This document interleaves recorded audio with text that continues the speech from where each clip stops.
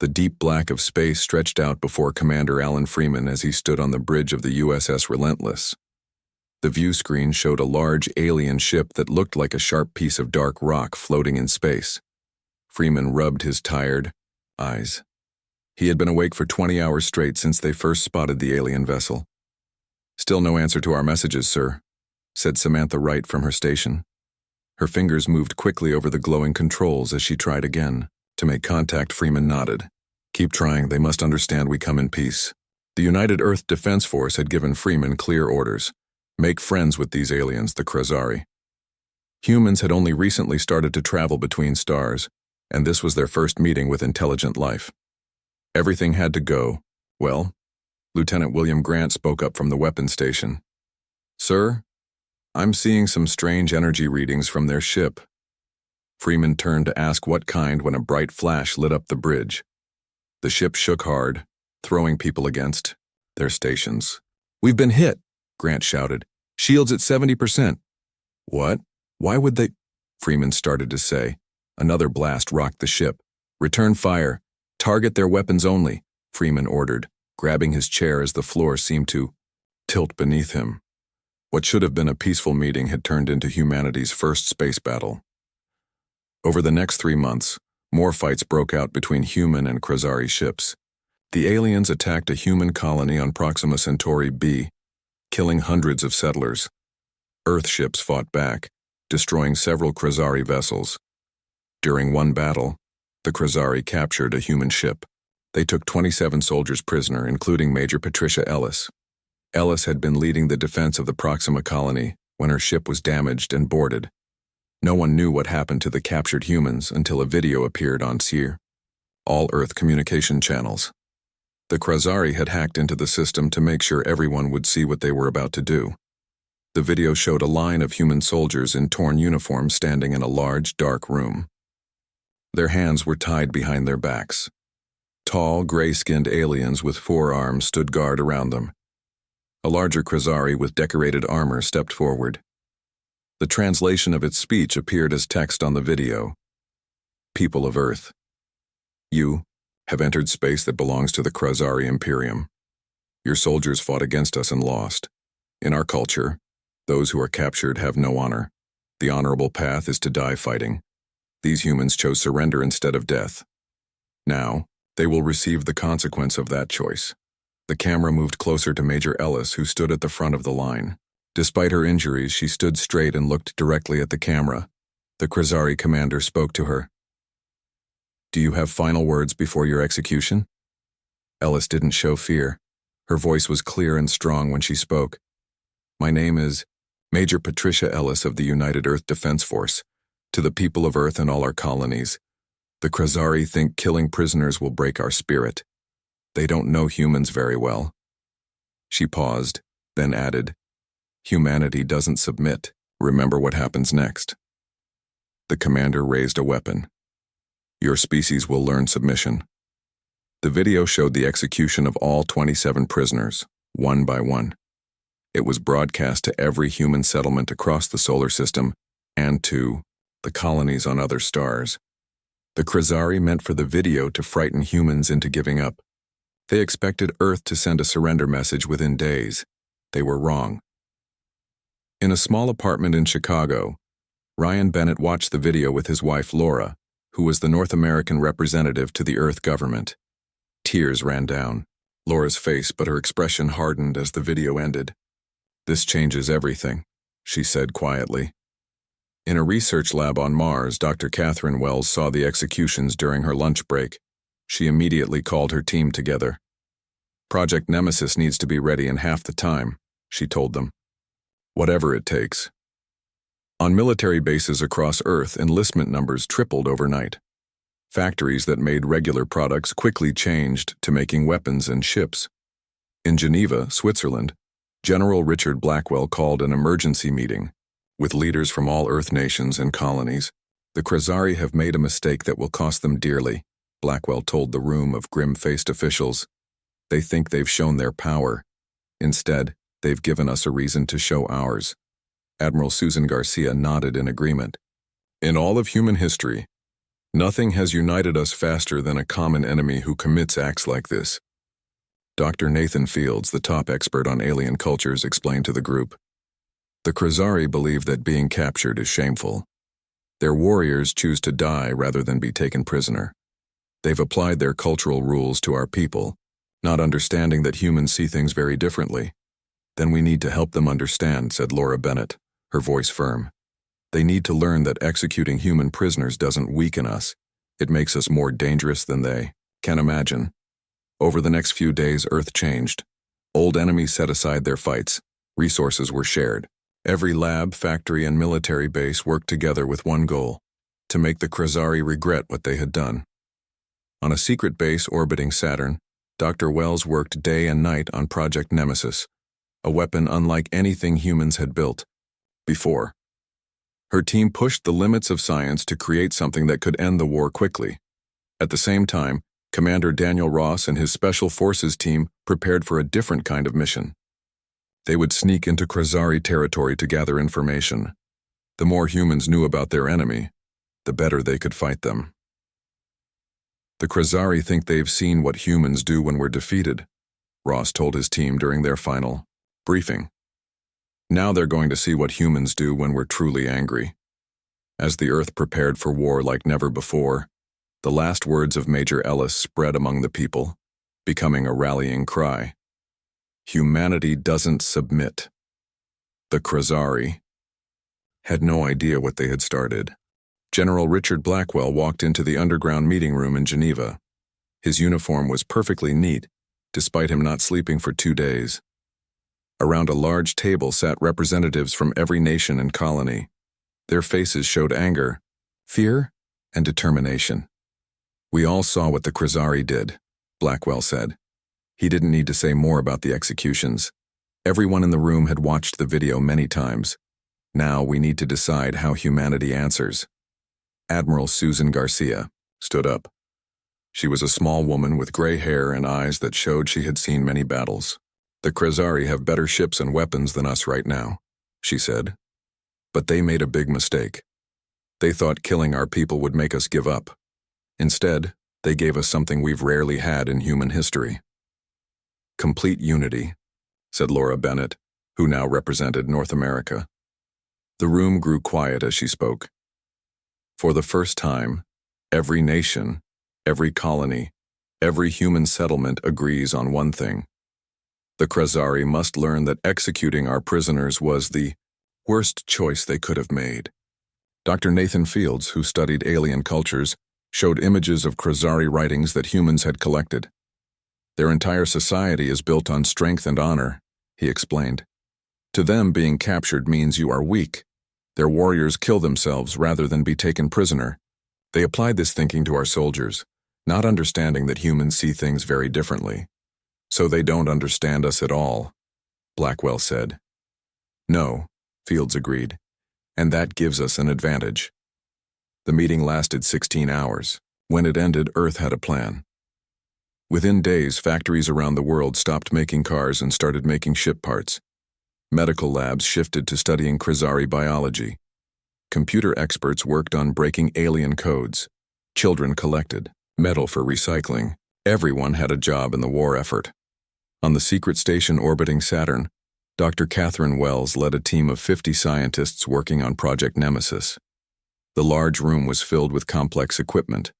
Screens showed lines of code and strange diagrams. The Khazari use a special kind of technology in all their systems, Wells told her tired team.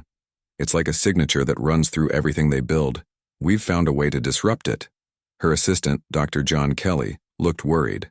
If this works, it will shut down their entire civilization. Ships, weapons, food production, everything. Wells nodded. That's the point. They need to understand that humans aren't like the other species they've conquered. We don't accept defeat. We adapt and overcome. Meanwhile, Commander Daniel Ross prepared for his mission to gather intelligence. His team of 6 soldiers had been training for weeks in a simulator that recreated Khazari environments based on the limited information humans had. Our job is not to fight, Ross told them. We need information, Khazari biology, technology, culture, weaknesses. We go in, We gather data. We come back.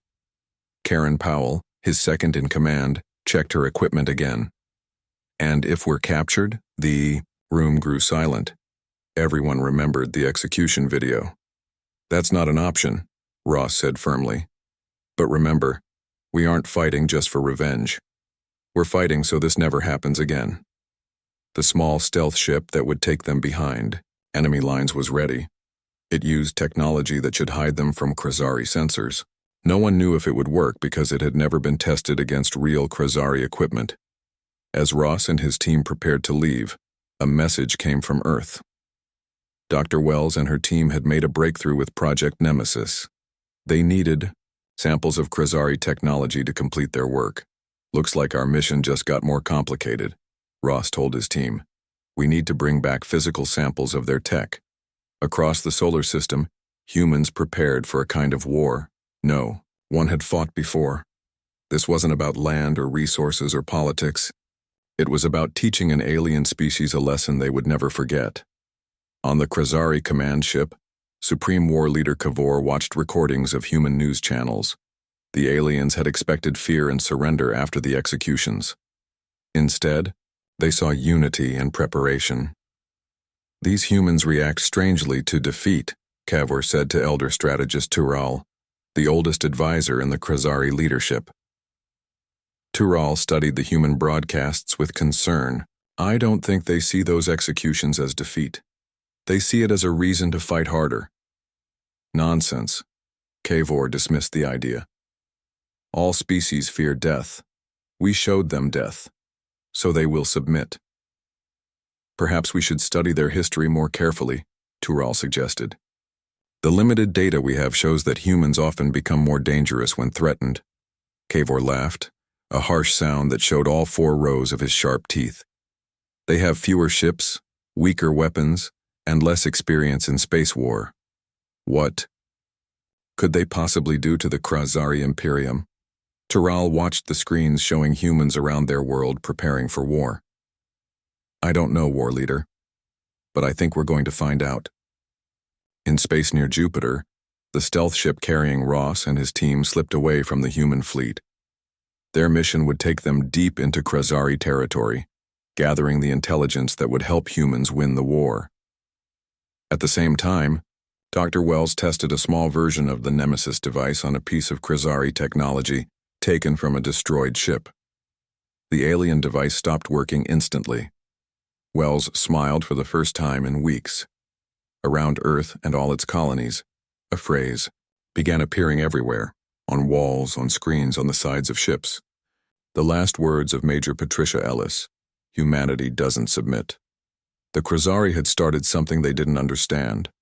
They had awakened the full force of human determination and creativity. They would soon learn that in the long history of human conflict, nothing was more dangerous than humans united by a common cause. And the execution of prisoners of war had given humans the strongest cause they had ever known. Commander Daniel Ross and his team moved quietly through the dark hallways of the Krasari outpost. The alien base was built inside a small moon, orbiting a gas giant in a star system near Earth. The team wore special suits that helped them blend into the shadows. Security is lighter than we expected, whispered Karen Powell, checking a small device that showed the location of Krasari guards. Ross nodded. They don't expect anyone to get this far into their territory. Their mistake. The 6-person team had spent 2 weeks traveling in their stealth ship. They had passed 3 Krasari patrol ships without being spotted. Now they were inside the enemy base, looking for information and technology samples. Central data room should be through that door, said Eric Martinez, the team's tech expert. He pointed to a large metal door with strange symbols. Ross checked the time. We have 30 minutes before the patrol comes back this way. Let's move. Inside the data room, Martinez connected a human device to the Krasari computer. The device was designed to copy information without being detected. The team watched nervously as the progress bar slowly filled. 70%, 80. Martinez whispered. Suddenly an alarm started blaring.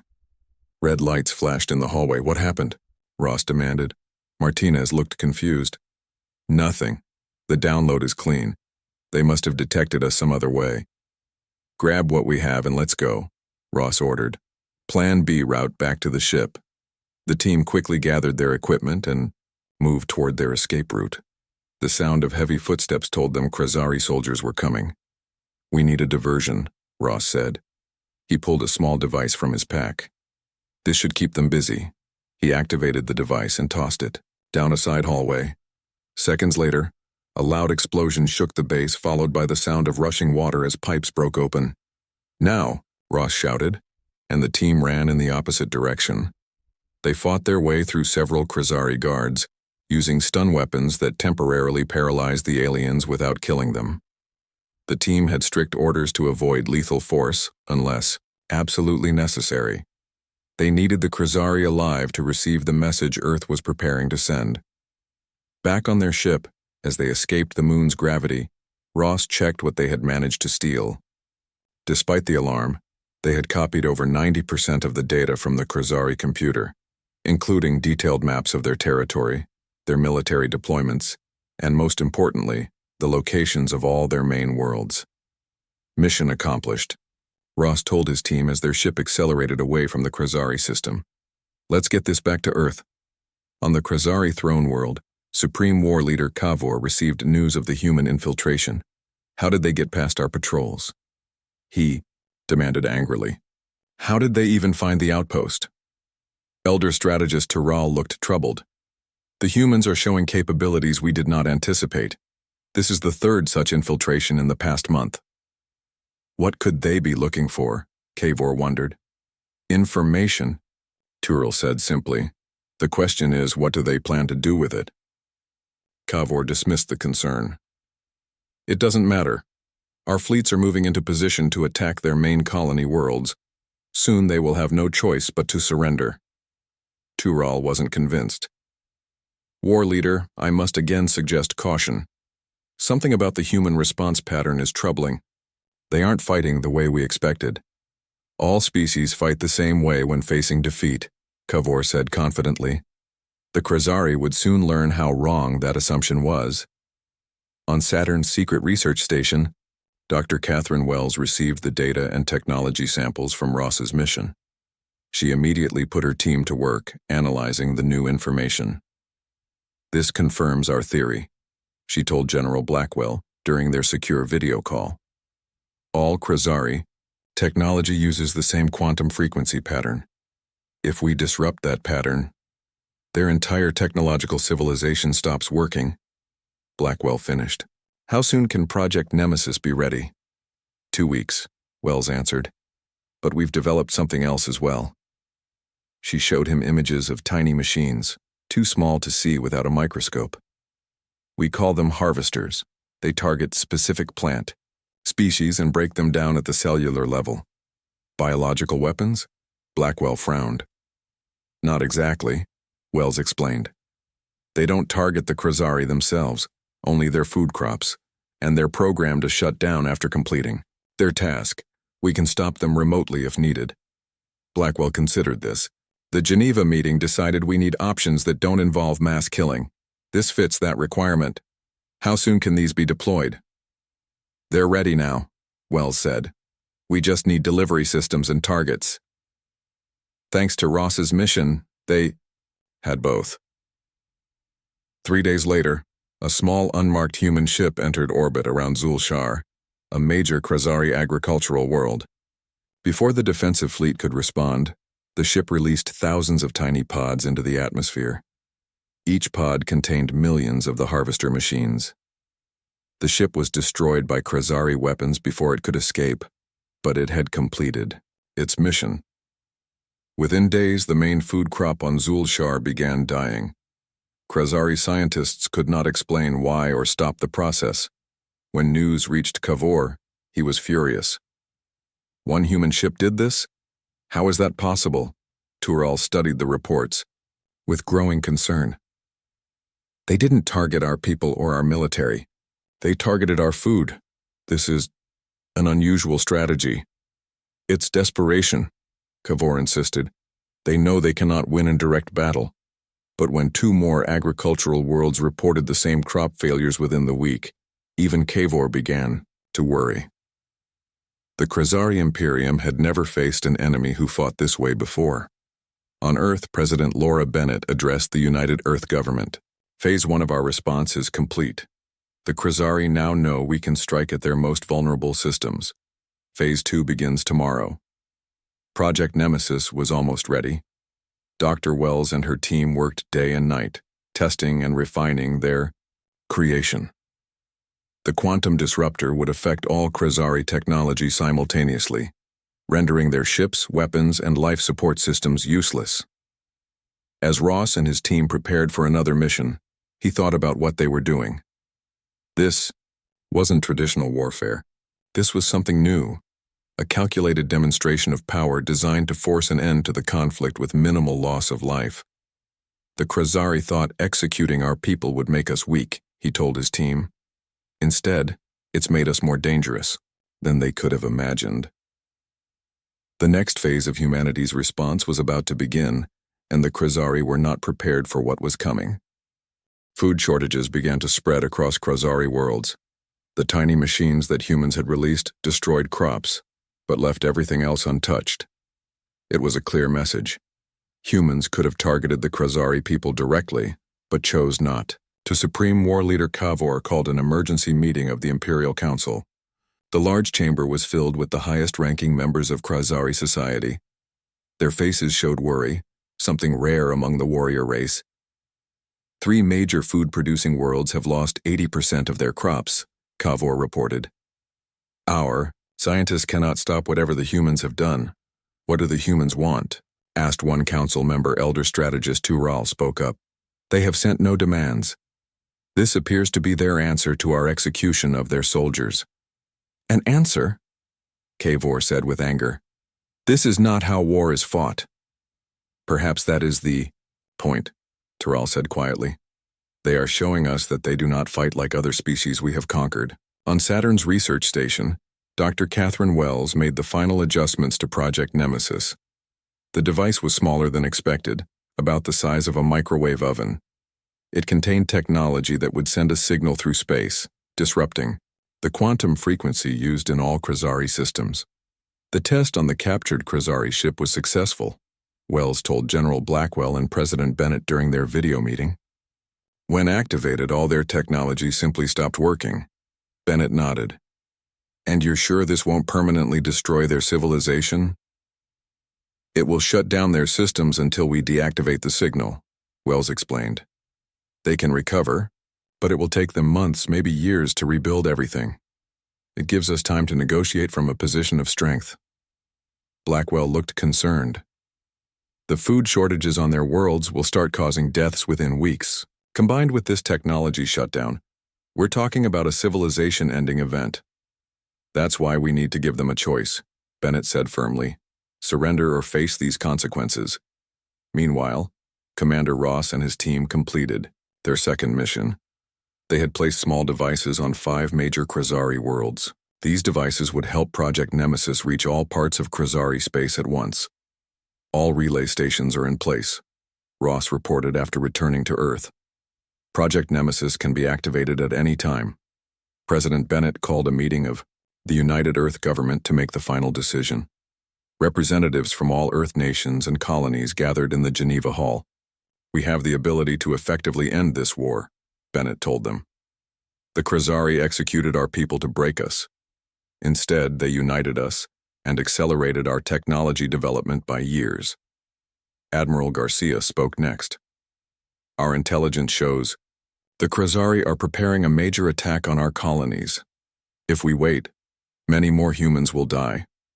But what we're considering is the complete shutdown of their civilization, said one representative. Is this justice or revenge? Dr. Nathan Fields, the expert on alien cultures, stood up. The Krasari respect strength above all else. They will not understand anything less than a show of overwhelming power, but we're giving them a choice, which is more than they gave our soldiers. After hours of debate, the vote was unanimous.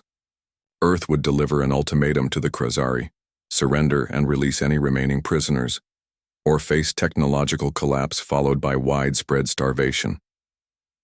President Bennett recorded a message to be sent directly to the Krasari Imperial Council.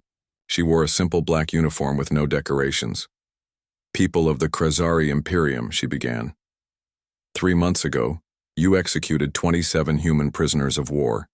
You believed this would break our will to fight. You were wrong. The message continued, explaining exactly what humans had already done to their agricultural worlds and what Project Nemesis would do to their technology. We know the locations of all your major worlds. We know the quantum frequency that powers your technology. We know how your biology works and what you need to survive. Bennett paused, her expression serious but not angry. Unlike you, we don't wish to execute our enemies. We offer you a choice. Release any remaining human prisoners, withdraw your forces from human space, and agree to peace negotiations. If you refuse in 48 hours, we will activate a device that will disable all Krasari technology. Your ships will stop in space. Your weapons will not fire. Your life support systems will fail. She leaned closer to the camera. This is not a bluff. This is not a negotiation. This is the consequence of executing human prisoners of war. You have 48 hours to respond. On the Krasari throne world, the Imperial Council watched the message in silence. When it ended, the room erupted in angry shouts. "Lies! Human trickery!" yelled several council members. Kavor wasn't sure. "Can they really do what they claim?" Tural spoke slowly. "They've already demonstrated the ability to target specific plants across entire worlds. If they can do that, we should strike now, with everything we have," Kavor said.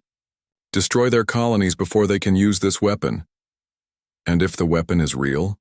Tural asked. "If our ships shut down in the middle of the attack, we would lose everything." For the first time in his long life, Kavor felt fear. Not for himself, but for his entire species.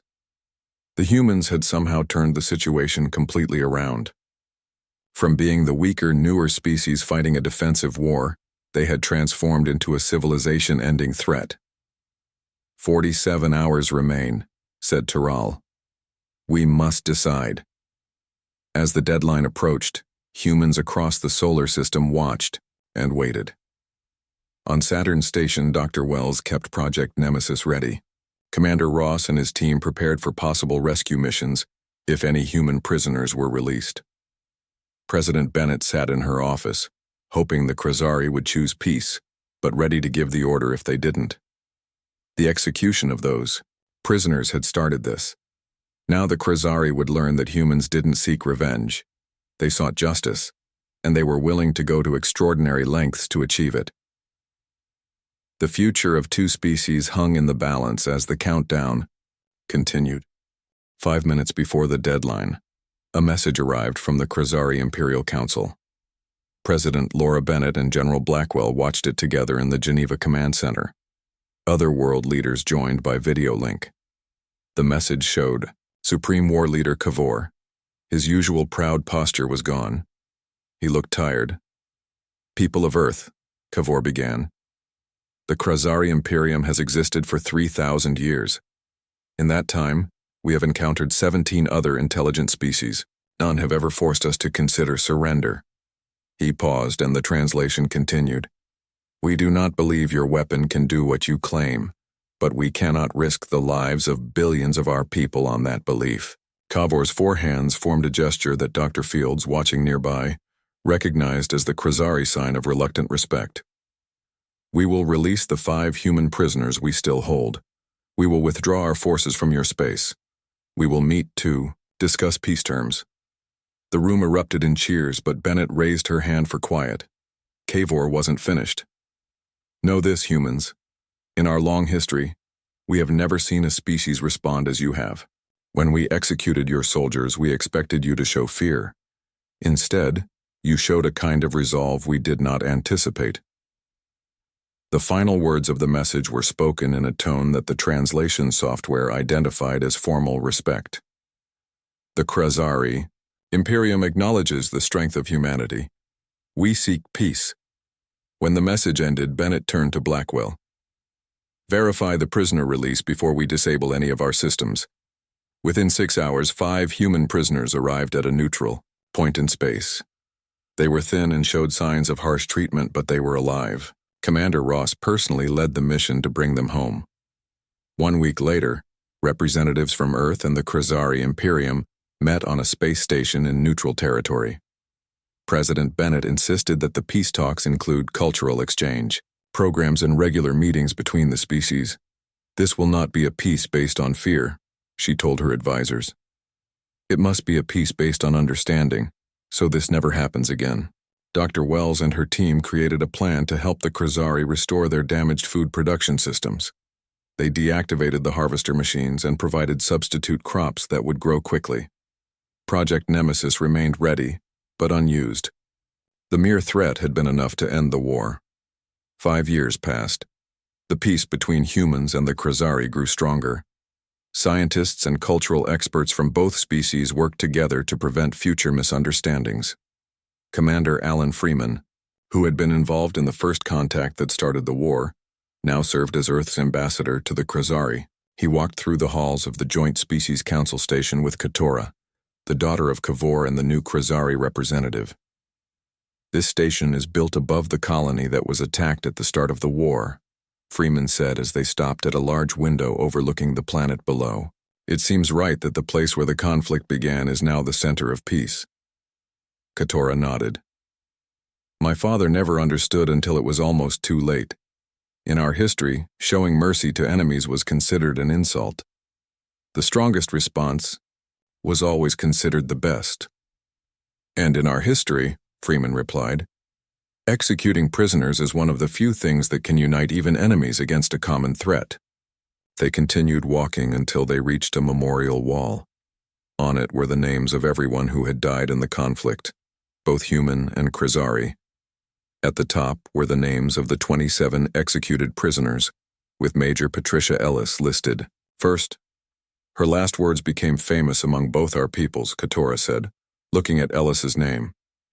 Humanity doesn't submit. We teach this phrase to our young now, as a reminder.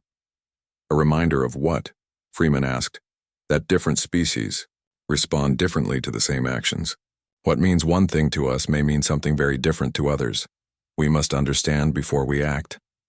In the years since the war, both species had changed. The Khazari had learned that their traditional ways of fighting did not work against humans. Humans had learned that their quick development of new technologies needed to be balanced with careful thought about how to use them. The station contained laboratories where scientists from both species worked together. There were classrooms, where children learned each other's languages, and cultural centers where art and music were shared. Freeman and Katora entered a meeting room where representatives from 3 other species waited. Since the human-Khazari peace, the Joint Species Council had grown to include other intelligent life from nearby stars. The humans taught us something important, Katora told the group. That war should be the last option, not the first. That understanding your enemy is as important as defeating them, Freeman added.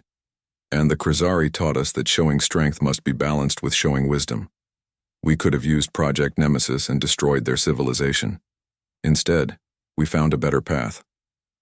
Later that day, Freeman sent a report, back to Earth. He ended it with a thought that had been on his mind throughout the anniversary of the peace treaty. The execution of those 27 prisoners could have led to the destruction of an entire species. Instead, it led to a new understanding between different forms of intelligent life. Major Ellis's final words weren't just about human determination. They became the starting point for something much more important, learning how different species can live together despite our differences.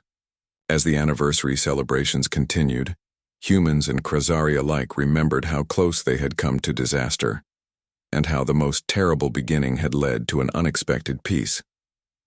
The memorial to the executed prisoners now stood as a reminder, not of hatred, but of the importance of understanding those who are different from ourselves.